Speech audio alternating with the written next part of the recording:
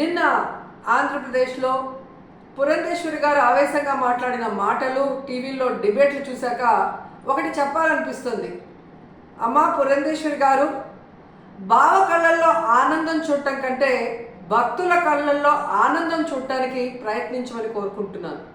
ఎందుకంటే ఈరోజు కూటమి ప్రభుత్వానికి చెందిన లాయరు సుప్రీంకోర్టులో కోర్టు అడిగిన ఏ ఒక్క దానికి కూడా సమాధానం చెప్పలేకపోవటం వల్లే సుప్రీంకోర్టు ఇంత సెన్సిటివ్ అయిన విషయాన్ని సీఎంగా ఉండి ఎటువంటి ఆధారాలు లేకుండా ఎలా మాట్లాడతారు అంటే, సీఎం ఏదైనా మాట్లాడచ్చు, ప్రజల చేత గెలిపించబడిన వాళ్ళు మాట్లాడకూడదా అని మీరు మాట్లాడటం నిజంగా చాలా సిగ్గుచేటు. ఎందుకంటే ఈరోజు మీరు చంద్రబాబు నాయుడు, లోకేష్, పవన్ కళ్యాణ్ ఎలాగైతే రోడ్ల మీద ప్రెస్ మీట్లు పెట్టి మాట్లాడుతున్నారో అవే మాటలు ఎందుకు మీరు కోర్టులో మాట్లాడలేకపోయారు? సో ఈరోజు ప్రజలు గమనిస్తూ ఉన్నారు.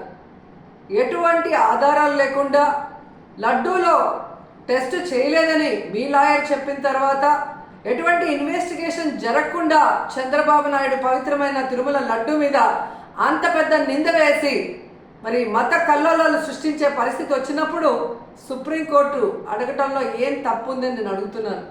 ఈరోజు మీరు బీజేపీ రాష్ట్ర అధ్యక్షురాలా ఆంధ్రప్రదేశ్కి, లేక తెలుగుదేశం పార్టీ రాష్ట్ర అధ్యక్షురాలా, ఎవరికి అర్థం కాని పరిస్థితికి వచ్చింది. ఎందుకంటే బావ కళ్ళల్లో ఆనందం చూడటం కోసం బావ చేసే తప్పుల్ని వెనకేసుకొస్తున్నట్టు ఉంది. కానీ ఈరోజు 140 కోట్ల హిందువుల మనోభావాలను దెబ్బతీసే చంద్రబాబు నాయుడు స్టేట్మెంట్ని సరిదిద్ది అందరికీ ఊరట కలిగించాల్సిన బాధ్యత బీజేపీలో ఉన్న రాష్ట్ర అధ్యక్షురాలుగా మీకు ఉంది అన్న విషయాన్ని తెలుసుకొని, మరి పైన బీజేపీ పెద్దలు ఎవరైతే ఉన్నారో ప్రధానమంత్రి గారికి కానీ, అలాగే సుప్రీంకోర్టులో మీ లాయర్తో మరి ఇన్వెస్టిగేషన్కి రెడీ కమ్మని చెప్పండి. మరి నిజాలు తేల్చి తప్పు చేస్తుంటే తప్పు చేసిన వాళ్ళని శిక్షించండి, లేదంటే తప్పుడు మాటలు మాట్లాడిన వాళ్ళని శిక్షించమని మీరు కోరాలి అని కూడా డిమాండ్ చేస్తున్నాం. ఎందుకంటే ఈరోజు ఒక తిరుపతి అమ్మాయిగా తిరుపతి మీద ఇంత అప్రతిష్ట తెచ్చే విధంగా చంద్రబాబు నాయుడు ఒక ముఖ్యమైన సీఎం పోస్ట్లో ఉండి ఎటువంటి ఆధారాలు లేకుండా, ఎటువంటి టెస్టులు చేయకుండా మాట్లాడటం కరెక్ట్ కాదని కూడా ఈ సందర్భంగా తెలియజేసుకుంటున్నాం. అలాగే పవన్ కళ్యాణ్ గారు, ఇది సినిమా షూటింగ్ కాదు. రోజుకొక వేషాన్ని వేసుకొని రోజుకొక మాట మాట్లాడుతూ ఈరోజు అందరి మనోభావాల్ని దెబ్బతీయడానికి మీకు అధికారం లేదని కూడా ఈ సందర్భంగా తెలియజేసుకుంటున్నా. ఈరోజు ఏదైతే మీరు చేశారో ప్రాయశ్చిత్త దీక్ష, అది మీరు చేసిన తప్పులకి భగవంతుడు మీ చేత చేయించిన ప్రాయశ్చిత్త దీక్ష తప్ప మరొకటి కాదు.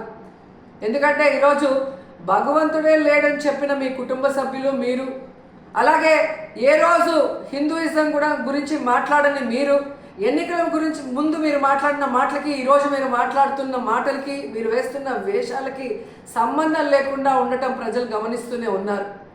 సో ఇప్పటికైనా జగన్మోహన్ రెడ్డి గారిని టార్గెట్ చేయాలి, కార్నర్ చేయాలనుకోను, లేదా బీజేపీ రేపు ఆంధ్రప్రదేశ్లో ఎంటర్ అయితే మన పరిస్థితి ఏంటి అని చంద్రబాబు నాయుడు చేస్తున్న ఈ డ్రామాలో మీరు కూడా పాలు పంచుకుంటున్నారో ఏంటో కానీ ఎవరికి అర్థం కావట్లేదు.